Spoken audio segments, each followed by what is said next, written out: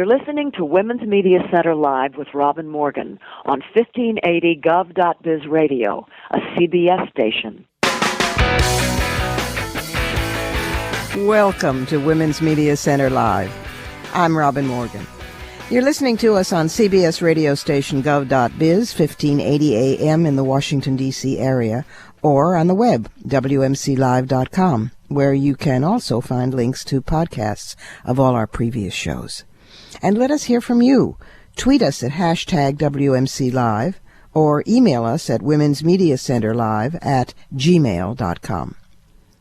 Today we'll talk with the leading feminist of, wait for it, Saudi Arabia. That is a profile in courage. Then we hear from the young woman Newsweek named one of the country's leading rabbis.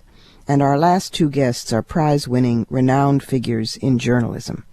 But first, behind the headlines. The Christian right is staggering around these days, trying to make sense of why the American electorate repudiated them when they were sure that after 20 years of building their power, this country was on the verge of becoming a theocracy. It wasn't just that the Kenyan socialist they suspect is secretly an agnostic won. It's that in all 4 states where marriage equality was on the ballot, it won, while anti-choice Senate candidates lost. Horrors. 2 states even voted to legalize marijuana for recreational use. Armageddon is here. And it's not just that evangelicals and their pals lacked troops, zeal, or funding. The Catholic bishops donned their laciest frocks and spewed sermons, separation of church and state be, well, damned. Ralph Reed snowed more homes and churches with voter guides than ever before in history. Billy Graham abandoned his charade of nonpartisan ministry and backed Romney. But, as R. Albert Mohler, Jr., president of the Southern Baptist Theological Seminary, mourned, it's not that our message didn't get out. It's that the entire moral landscape has changed. An increasingly secularized America understands our positions and has rejected them. Yes, Al, and that is the real headline, not just one election. The Pew Forum on Religious and Public Life reports that Americans with no religious affiliation, pollsters call them the nuns, N-O-N-E-S, are now about 1/5 of the population. Youth is even less religious. About 1/3 of Americans age 18 to 22 say they are atheists, agnostics, or, quote, nothing in particular. Meanwhile, the evangelical population is declining and aging. It's also happily true that religious liberals are rattling their chains, nuns on the bus, for instance. Far from morality vanishing when religiosity dwindles, secular Americans are much more likely to be progressive, for reproductive rights, gay rights, racial and economic equality, and environmental conscience. This growing secularization is good for many reasons. It's a baseline necessity for pluralism to flourish, including a whole faith-based spectrum, not just Christianity. It protects the freedom and integrity of the state and of religious systems. It is the bedrock on which this country was founded. Jefferson, Madison, Paine, they'd be proud of this republic, and of us, the people who are finally, just maybe, beginning to live up to their vision for it. And now for our first and truly special guest. Wajeha al-Huwaider has been called the Rosa Parks of Saudi Arabia. And if it's hard to be Rosa Parks in the United States, imagine what it's like in Saudi Arabia. She is a prominent Saudi Arabian author and journalist, but she was first banned from publishing in 2003. She had written for Arabic language major newspapers and the English language daily Arab News. In 2006, she was arrested due to organizing a protest on women's rights. In 2008, she received international media attention when a video of her driving was posted on YouTube. It is, as you may know, illegal for women to drive in Saudi Arabia. There's hardly an area of women's lives that she has not forged some freedom paths on. And it is an honor to count her a friend, and a great honor that you are on Women's Media Center Live. Welcome, Wajeha. Marhaba. Marhaba, thank you. I'm really glad that I can be on your show today. Well, talk a little about, you started so many of these things years ago when you were the lone voice on that. And talk about what the situation is like now. Has the Arab Spring at all come to Saudi Arabia? Because if so, it's pretty subtle. I think it did affect Saudi Arabia in different ways. But if we're talking about women, I think what they saw on TV and when they saw Arab women going on the streets demanding more rights, it gave them like hope and encouraged them to do the same. And for the last 2 years, since 2011 and this year also, we have seen a group of women, which has never happened before, to go and demand equal rights in different ways. Like at school, we had about 4 months ago, about 5,000 women, students, female students, in one of the colleges in Asir, and they're requesting to have better services, to be treated better in classrooms, to have more freedoms of using the internet and their mobile phones, even though these are basic needs. But before, we've never seen anything like that. So I would say this is part of the effect that we've seen on women in Saudi Arabia. Also, we've seen some women where they work for private companies. Mm-hmm. They went on the street to have better salaries and more benefits, just to be treated like men and their colleagues, you know. So this is really, I see it a very good sign, and I see it. This is like a waking up time for these ladies to see when they saw what happened in other countries, that they thought they can do the same. The good thing, even the government, the Saudi government, is not really going so hard on them. So they are not really arresting them and putting them in jail for doing that. But, of course, it's not accepted in Saudi Arabia to do any kind of demonstration. But for these demands, I guess they thought they can help them to get and to have. So even the movement that I was talking about, the 5,000 female students, affected mm-hmm. even the male colleges, because as you know, we live in a segregated society. Yes. We have colleges for men, females, and colleges for females. So this is because of that incident.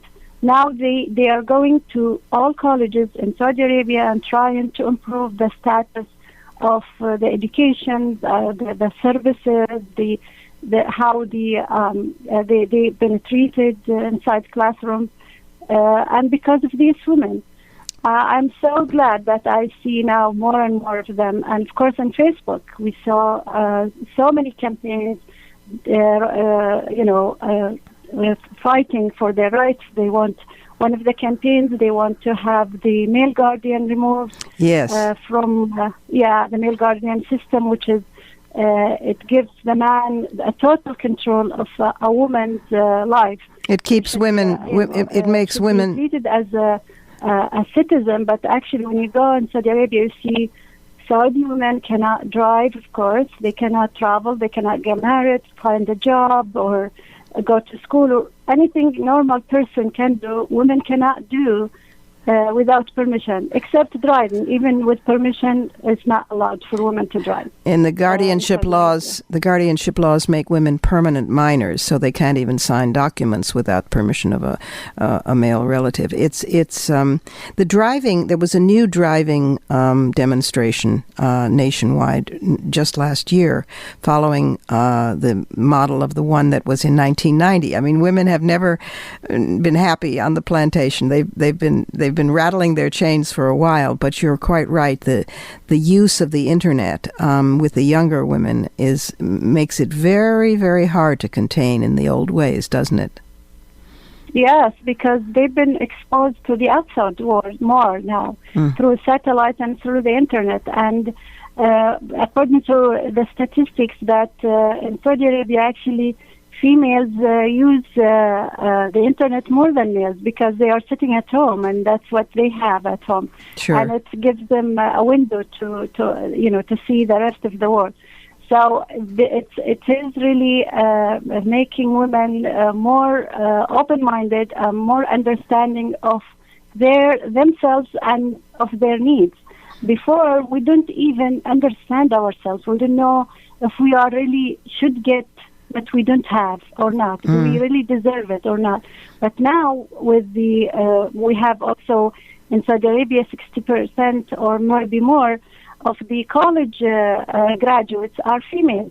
That also makes women more aware and more educated to know more. Yes. So it is really a new movement, and they have to listen to women today. Otherwise, we will see more of angry women who might do just more than just going on the streets, and hopefully it's not going to go against themselves, because sometimes when you feel you've been trying to change your life and you don't see any indications of any changing, then some people, they just go through depressions and they might kill themselves. I hope they don't go that way, because we want them to fight, and continue until they reach their goals. Well, you've certainly been one amazing model because you've been at it for so long. Tell me, we've only got about 2 minutes left, so this is a ridiculous question, but as somebody who's been at this for so long, what would you say, if you had to pick one issue, would be the tipping point issue most important? Would it be guardianship laws or something else? And also, what can women outside Saudi Arabia and the global community do to be of support?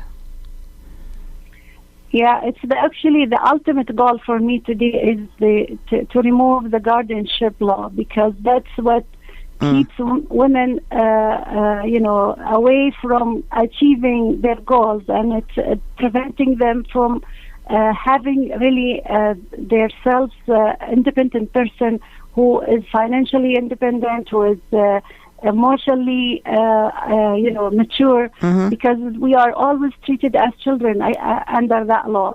I cannot even go to court by myself to defend myself, or to have a lawyer, or to be to rent a house. You need the permission of the male relative. Then that's the biggest thing, actually, the biggest obstacles in our life. And women, what we need from women outside, we need from them is just to keep our cause alive.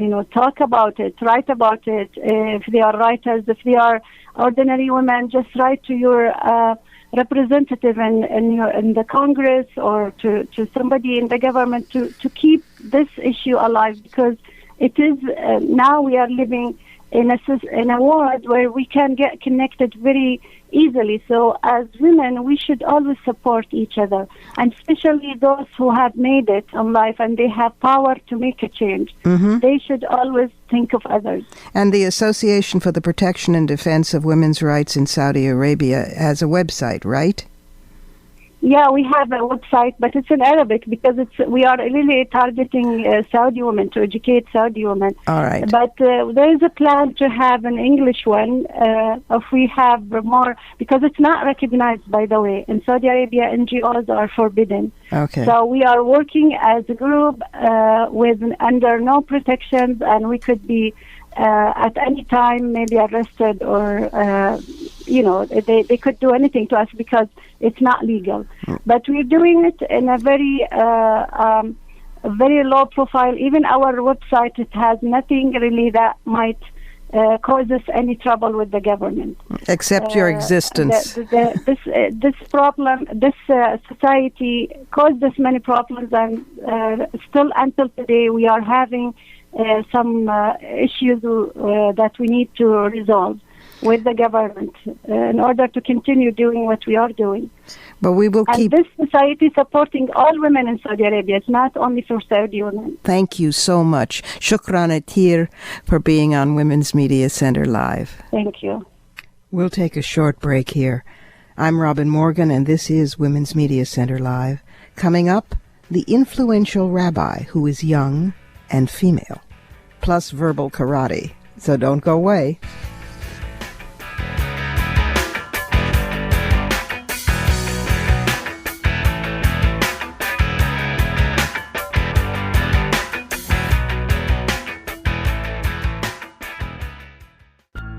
After Hurricane Sandy, parts of the East Coast have returned to normal, but others won't see normal again for quite some time. One group getting volunteers and aid supplies to those who need it is called Occupy Sandy. Made up of a coalition of Occupy Wall Street activists, community organizers, and technologists, Occupy Sandy is using social media and other software tools to identify and quickly respond to urgent needs among the hardest-hit communities. You can help. To donate or to volunteer, visit occupysandy.org.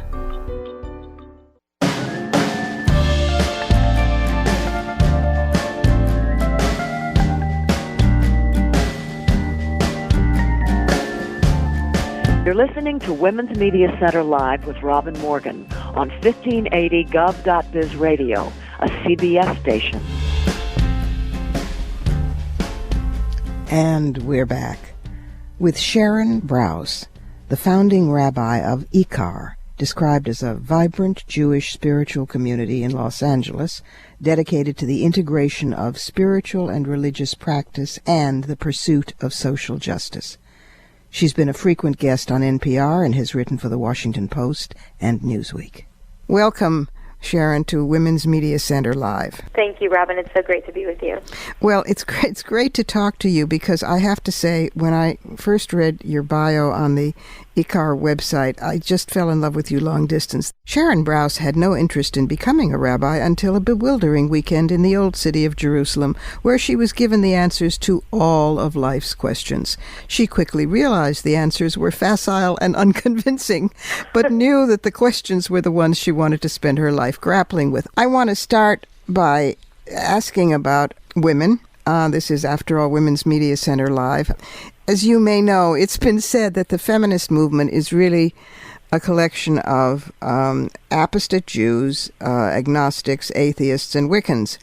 And being all of those in my very self, I wanted your comments on that and your thoughts about feminism today. The religious life that's served up in its most conventional forms is often patriarchal and either oppressive to women or strongly biased against women. Mm-hmm. For me, part of what drove me back into a serious conversation with my religious tradition, with Judaism, was in some ways the recognition that Judaism had to be better than that, mm-hmm. and a kind of deep and burning insistence that I needed to find voices from within my own tradition that would be voices that would speak out against oppression and degradation, and voices that would call for greater attention to human dignity and to equality and for justice for all people. And as soon as I started searching for this, I found, of course, that not only did these voices exist, in some ways these are voices that have been suppressed in our traditions, and in some ways they're voices that just haven't been honored and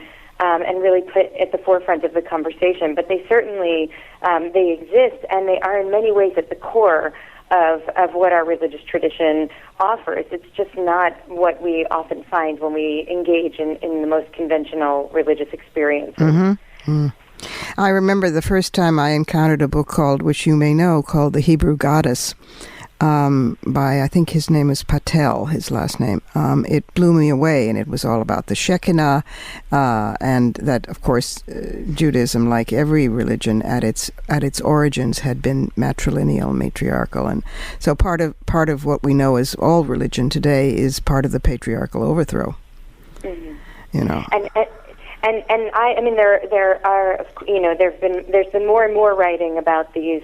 About the goddess traditions, about the Shekhinah, which is really very much a part of mainstream Jewish thought, and the fact is it's clearly a female manifestation of God, but that's not something that's often spoken about. But I also became very interested in the ways that women's voices were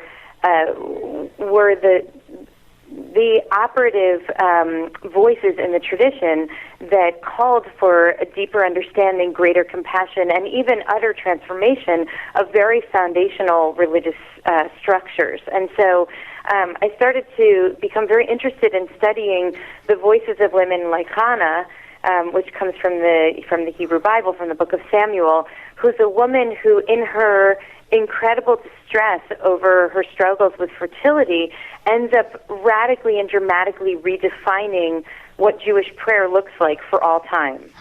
That's not something that you necessarily learn in religious school, right? So it's about a woman's real struggle to find a way to make a patriarchal religious tradition that does not see her and doesn't see her struggle make space for her. And so she cries out to God in a way that redefines what prayer is. And now, from that point forward, all of Jewish prayer is modeled after Hannah.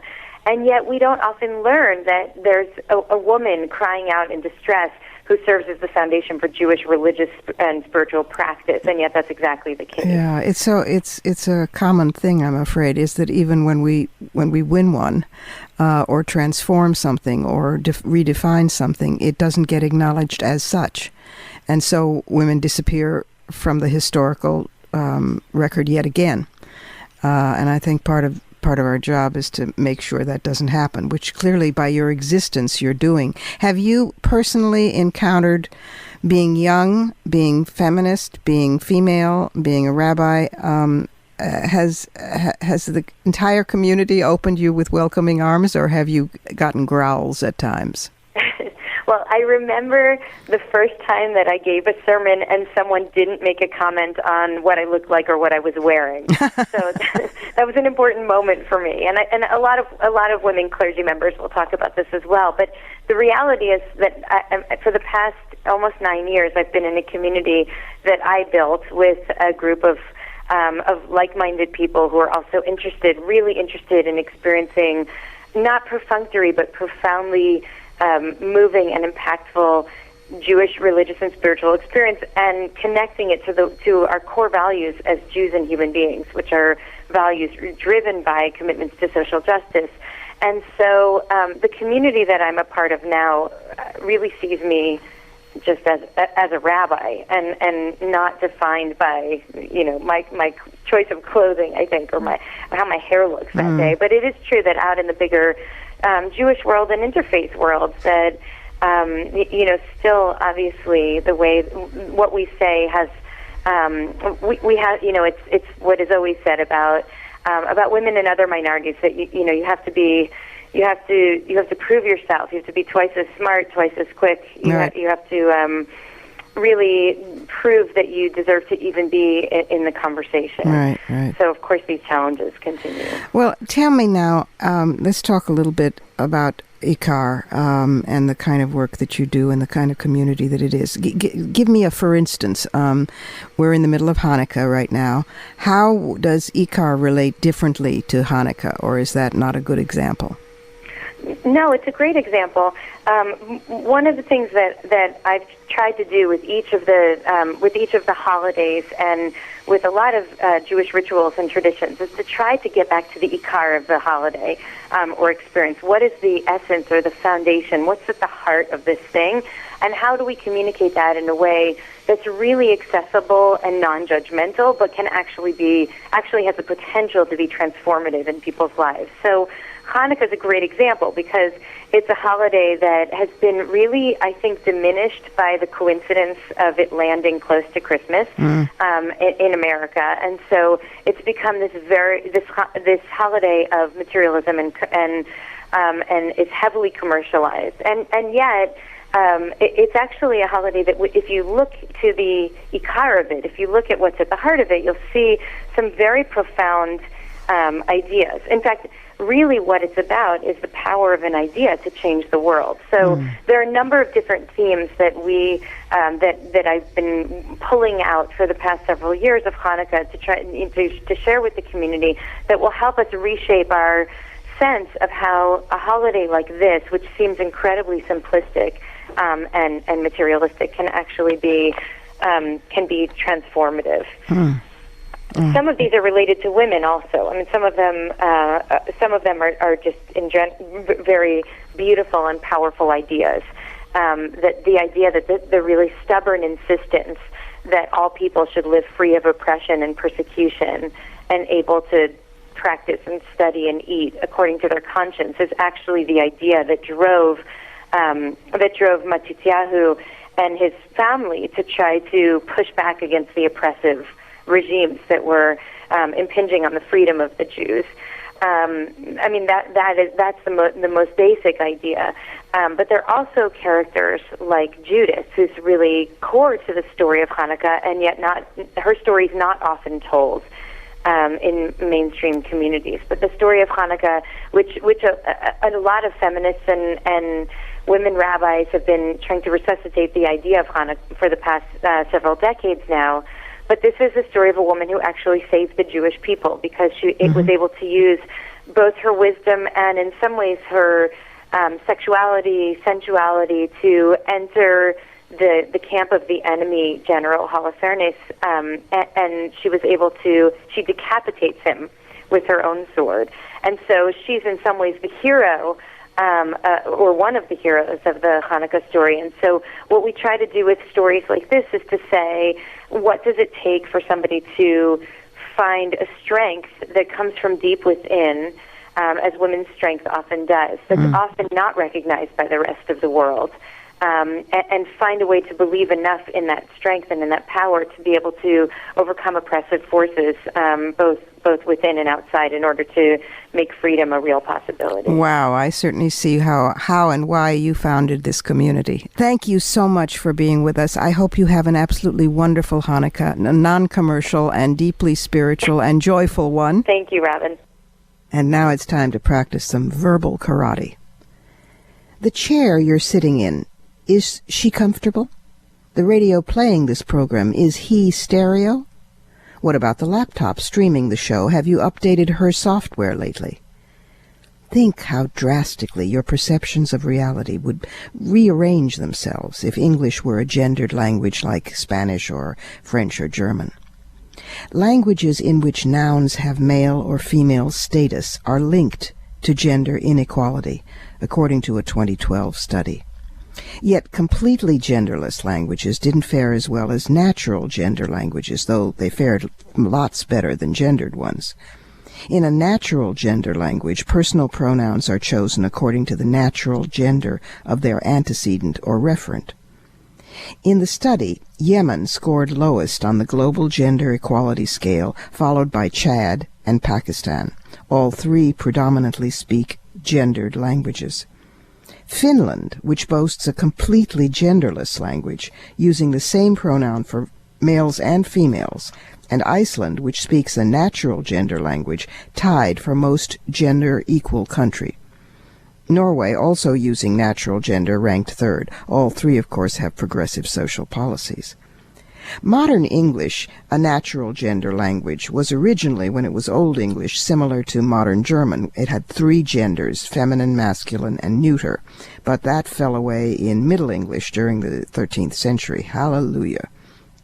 Study researcher Jennifer Pruitt-Frailino of the Rhode Island School of Design emphasized that the findings did not mean sexism was absent from cultures speaking genderless languages. In fact, the lack of gendered nouns is often compensated for on patriarchal scales by descriptive or even more drastic means.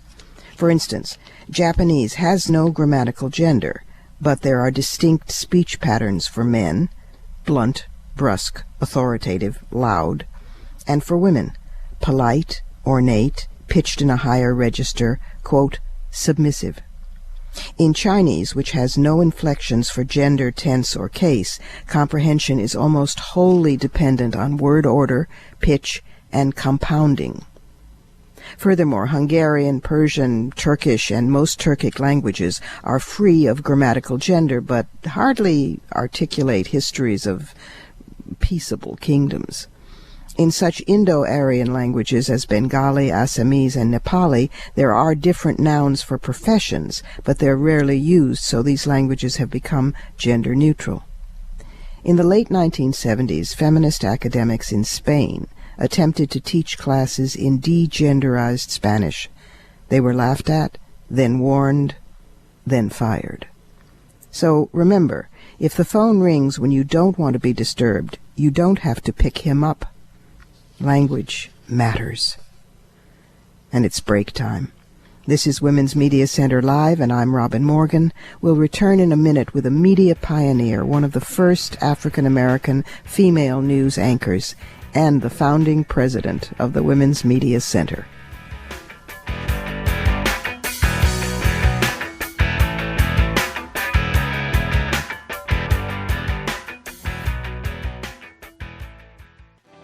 "40 years ago this January, the Supreme Court decision Roe v. Wade guaranteed women's right to choose abortion.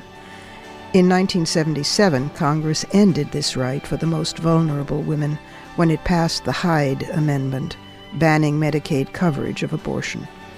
The National Network of Abortion Funds works to restore coverage while helping women pay for the procedures they need. You can help too. To learn more or donate so no woman is forced to carry an unwanted pregnancy to term, go to fundabortionnow.org.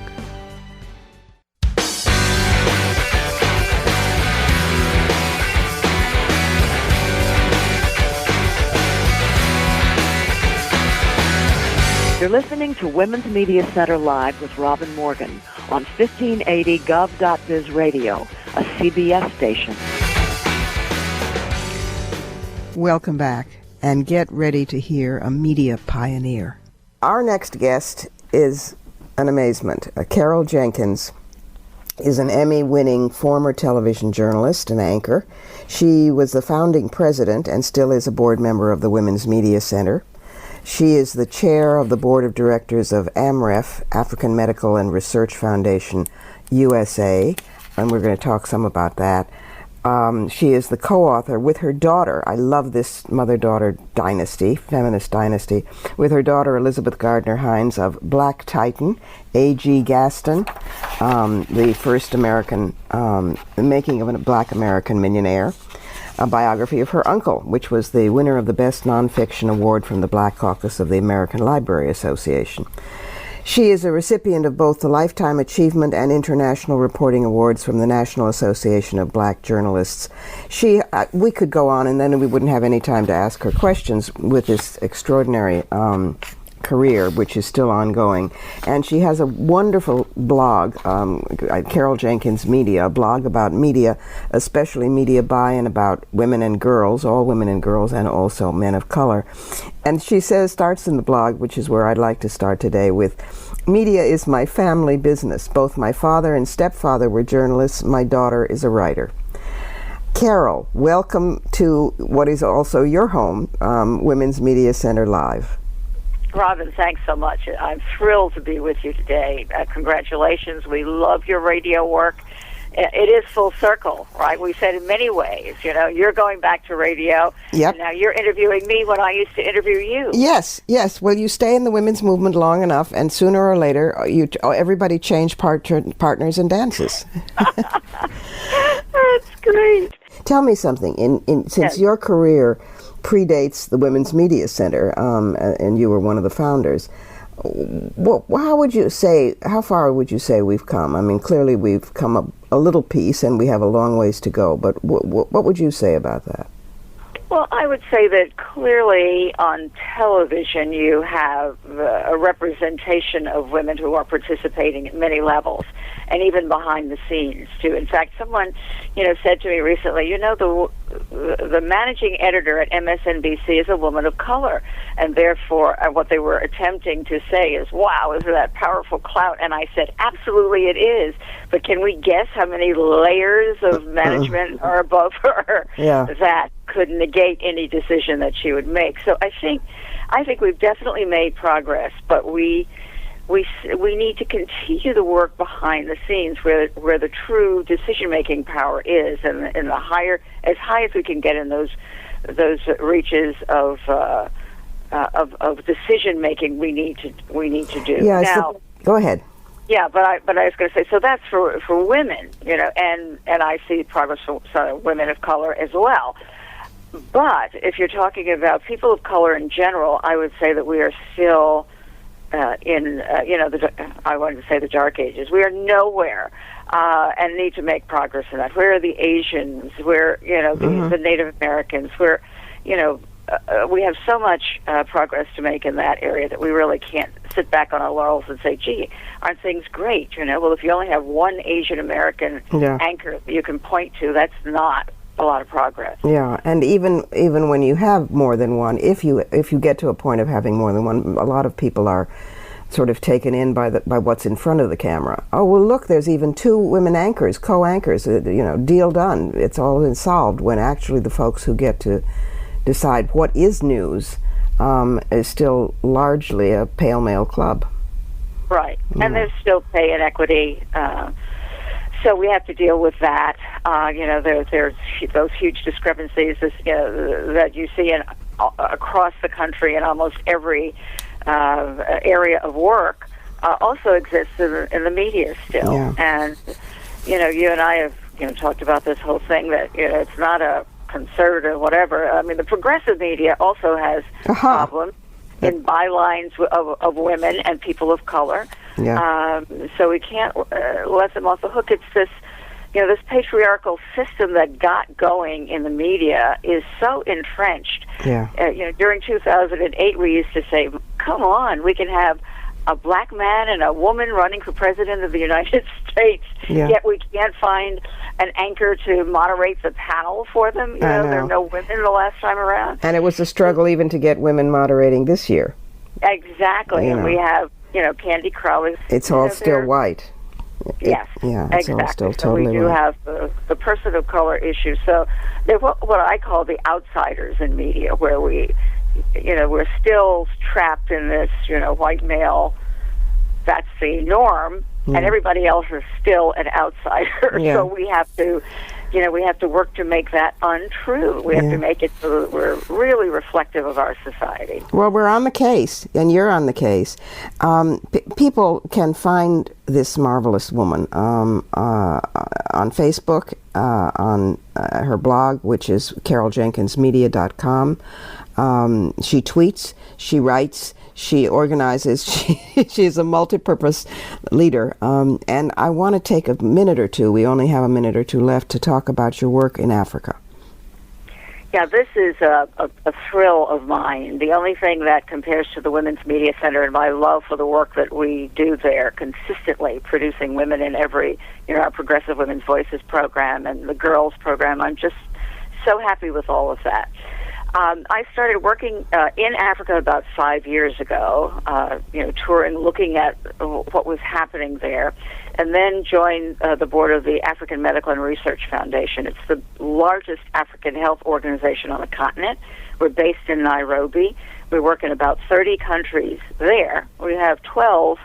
We're a global entity, 12 offices in Europe and Canada and the United States, and I have the great pleasure of chairing the United States faction of that, working in every aspect, water, sanitation, HIV/AIDS, the malaria. But our focus now is maternal and child health care, as many other organizations are focusing on, because this really gets to the essence of what is destroying the continent. If you still have 200,000 women in sub-Saharan Africa dying every year, leaving 1.5 million children motherless and most often orphaned, you create a disaster. It's a terrible, scenario. So we have dedicated ourselves to helping to meet the Millennium Development Goals of 2015. We're planning to train 15,000 midwives. Wow! By that time, we have a campaign to nominate a midwife, Esther Mududu from Uganda, for the Nobel Peace Prize. About time. About time. Exactly. So we think that we've already, in our 50-year existence, we have trained 500,000 community health workers. This is brilliant. We guess that we need to train 1.5 million more. Carol, if people want to help about this, where can they write to you at your website? At my website, and go to amrefusa.org, AMREF, to help us to contribute to this work, because it's meaningful, it's doable, and a very little contribution can go so long to helping mothers live through delivering a baby and, leaving fewer orphans on the continent. You do such good work. Wherever you turn your beautiful face, and you remember that my son, when he was growing up, had a crush on you, and on your voice. We have to go, but we will look forward to the memoir which you are writing and to all the other good work that you will do, and people will find you on Facebook and on your blog. Thank you so much for being with us today. Time for another pause. I'm Robin Morgan, here with Women's Media Center Live. Can journalism be taught? And does objectivity even exist? Answers from a renowned teacher of journalism when we return.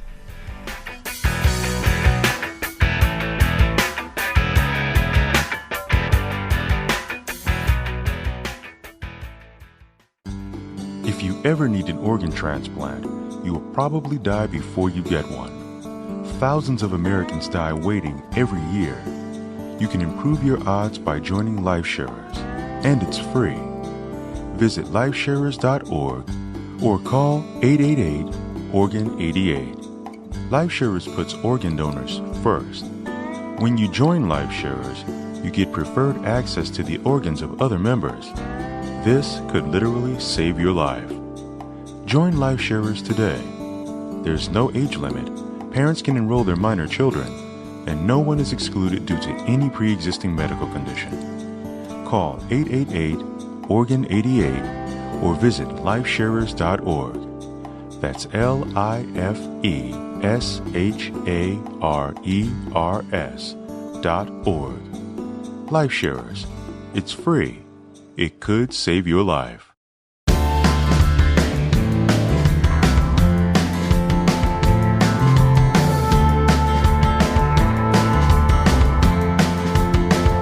You're listening to Women's Media Center Live with Robin Morgan on 1580 Gov.biz Radio, a CBS station.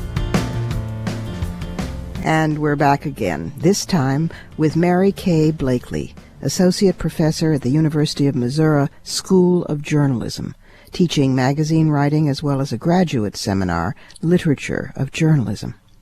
Longtime contributing editor to Ms. Magazine and former Hers columnist for the New York Times, she also wrote the critically acclaimed books Wake Me When It's Over, American Mom, and Red, White, and Oh So Blue. Her essays have appeared widely, including in The Washington Post, Mother Jones, and Life, and she's won numerous awards for excellence in teaching. Welcome, Mary Kaye, to Women's Media Center Live. Well, thanks, Robin. It's great to be here. Well, you have won so many Excellence in Teaching Journalism awards that it feels almost silly to ask you this, but the old rubric being that journalism is one of those things you only learn by doing.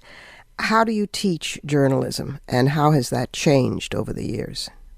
I agree that journalism is one of those things that you only learn by doing, and that turns out to be a handy lesson to pass along to my students, because I constantly feel like I'm in new territory, because we are. I mean, since we started writing with manual typewriters, and then the correcting selectric was my big change, and then going to computers. Well, this generation has to not only understand social media, but snail mail is like an ancient custom to them. I know. Now it's Twitter and email and Instagram and photos and videos. They really have to learn so much technology. Yeah. I feel like what they're learning is not even what they're going to be using 5 years from now, because none of us know what that's going to look like. So actually, I talk to them about never having had one single journalism class before I started doing journalism. And I feel like it's very much the same for them. They're doing things right now at the university that they may or probably will not even be doing on the job. It just is changing so fast. And the practice of journalism is changing so fast. If I teach them how to write an essay, how do I know if that's going to work for a blog? So that may be the journalism of the future. Mary They Kaye, may have to invent their publications, so it's almost as if we're back to the future here. what about consciousness? I know that you're a feminist. I know from years of friendship and of watching what you write. How do you teach feminism in journalism? That is, so that they see the entire world and not just the pale male half of it, so that the next generations will be different and wouldn't have to necessitate something like the Women's Media Center to set them straight. Yeah, and I agree. And I think that I was worried because I thought, is this generation getting into journalism for all of the same reasons that, I think the best journalists are the journalists who see if people have information, they can do a better job of A, living their own lives, and B, changing their communities. And isn't change what it's really all about? But I have to say that my students today, when I quiz them a lot, I ask them, why are you doing this? Why are you getting into this field? Why do you want to be a journalist? And it seems to me that idealism, because they certainly aren't getting into it for the money, that idealism is still very much alive in this generation, and that's why they want to take journalism. They want to become good at it. They want to do it. They want to invent their own publications, and I think they're going to do it. And what concerns them most? You said to me once that they were concerned about work-life balance, which is, hello, here we are again, and about objectivity. Yeah, that work-life balance really concerns them, and for good reasons. In fact, 2 of my students just did a presentation on a newspaper in Texas where they had interned, and they had interviewed a lot of the full-time journalists, and it's being called the pink ghetto. And I said, why the pink ghetto? And they said, well, the pay is so low now that it's mostly women who are staffing newsrooms everywhere. And I think that's true because probably journalism schools are, like our university, our journalism school, is 75% female. And I think, wow. So where do they go after graduation? Because they're not the bylines in most of the major publications, the monthly major national publications, and they're not heading the newsrooms, and they're not running the radio station. They don't own the media, but they're doing, I'm going to say, at least 80% of the work. And it's hard. It's really consuming. They have to not only write the copy, but supply the photos, do the videos, do the multimedia, and it's a 24-hour news cycle. So when do they live? When do they have time for? And we always think of raising children or raising families, but having important friendships, being important to the people in your life. How do you have time to do that all year long? And now we're looking at it, we used to call it the mommy track, and now we're calling it the daughter track, the people who get to take care of elderly parents. That's largely female, too, or viewed as a female responsibility. And I think what my students are very worried about is, how do I do a job and do it well, and how do I be a good human being and do that well, too? And, talk about... Isn't that the same issue that we were just wrestling with? It is like Back to the Future. Think there was just a big cover story in The Atlantic a few months ago by Anne-Marie Slaughter asking the same questions. And I do have to say, it always makes me angry that we all these were articles about, wait a minute, we were supposed to be able to have it all. The feminists didn't finish doing their jobs. They were supposed to open the doors for us to new occupations, but they were supposed to change the corporations too. Listen, and I think, Mary Kaye, like all of us, wait a minute, that's a lifetime kind of longer, century-long struggle. Longer, that took 100 years for suffrage. Well, when in doubt, blame the feminist movement or blame mothers, but, always blame the victim. Sure. Another question as we begin to wind down here, because we've only got a few minutes left. The myth of objectivity that you and I have talked about many times, the idea that to be a journalist you have to be completely objective, and that the standard is something like the New York Times, as if being white and male and of a certain upper class was the standard for objectivity, and the rest of the world was somehow vested in a special approach. Talk a little bit about that. Is it still alive in journalism? Like the news media ever practiced objectivity, as if judgment didn't go into what facts you put into a story, or ignoring half the population as it traditionally did. I always tell my students that objectivity, or keeping yourself out of the story, or keeping your own emotions and passions out of a story, isn't and never has been really the question. I said the real issue is be fair. Mm-hmm. Don't use your power to trash somebody else's argument or story. You have to really consider what everybody else is saying. But I said this notion that objectivity means you have to erase yourself is just ridiculous. I said objectivity, because they always say, how did you get away with doing what you were doing? Because you were such an advocate for women. And I said, objectivity is like virginity. Once it's gone, it's gone. What you have to do from now on is just be a reasonable, moral person and be fair. Well, objectivity, I would argue that it doesn't have to be gone because it doesn't exist to begin with. I mean, they used to say that at Ms., where you and I first met, Ms. Magazine, that we couldn't be objective because it was advocacy journalism. And you had this wonderful response to that. Share that with the listeners. Oh, I was just saying that we were always under scrutiny and always under attack. So if we didn't have our facts right, we got creamed. Mm-hmm. We were vigilant about our fact-checking department, and we were vigilant about getting the argument right. And I also think Ms. was the first magazine that really also kind of edited by collective, mm-hmm. so that if your editor missed anything, another editor would catch it. Oh, I wish we had more time. Thank you so much for being with us on Women's Media Center Live. Oh, you are welcome. Thanks, Robin. And now it's time for fighting words. Feminists and other progressives are sometimes prone to if only thinking.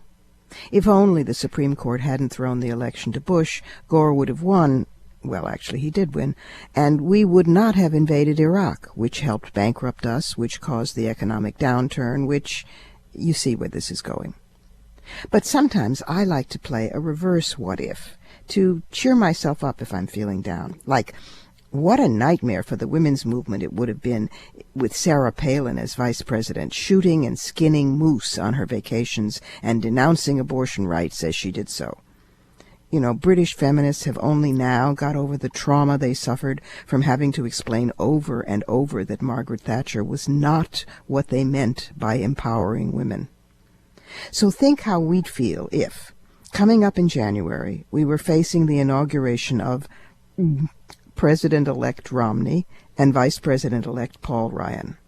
If Senators-elect Todd Akin of Missouri and Richard Murdoch of Indiana were already preparing bills to outlaw all abortions and most contraceptives.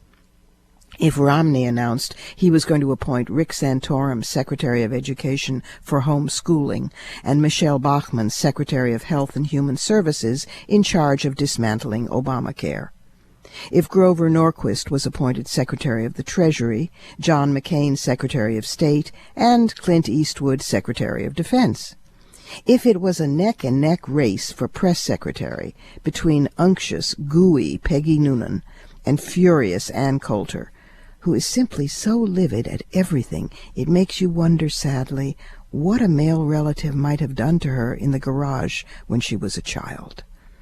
Think of all the miseries we have avoided, protests we need not march in, though there'll be other opportunities, jails we need not crowd, op-ed pieces we need not write. Think of these things and savor the enormous relief. Oh, and remember, the President of France was almost, but isn't, and never will be, Dominique Strauss-Kahn. And that's it for this week. You've been listening to us on CBS station 1580 gov.biz AM radio in Washington, D.C., and on the web at WMClive.com, which also has podcasts of previous shows. Remember to email us at womensmediacenterlive@gmail.com. Portions of this program were taped earlier. Views expressed here do not represent the WMC. Here is the family for Women's Media Center Live. WMC President and for this program, Executive Producer Julie Burton, Senior Producer Crystal Williams-Chancellor, Technical Director Michelle Kinsey-Bruns, Production Assistant Nora Eakin, Board Operator James Henderson, and our founding sponsor Regina Kulik-Scully. I'm Robin Morgan. Thanks for being with us. Join us next week with Women at the Roof of the World, Nepal, and Internet activist Lucinda Marshall, and Lauren Wolfe on sexual violence in Syria, plus the hilarious Kate Clinton. Saturday, 11 a.m., here at the Talk Show with a Brain, Women's Media Center Live.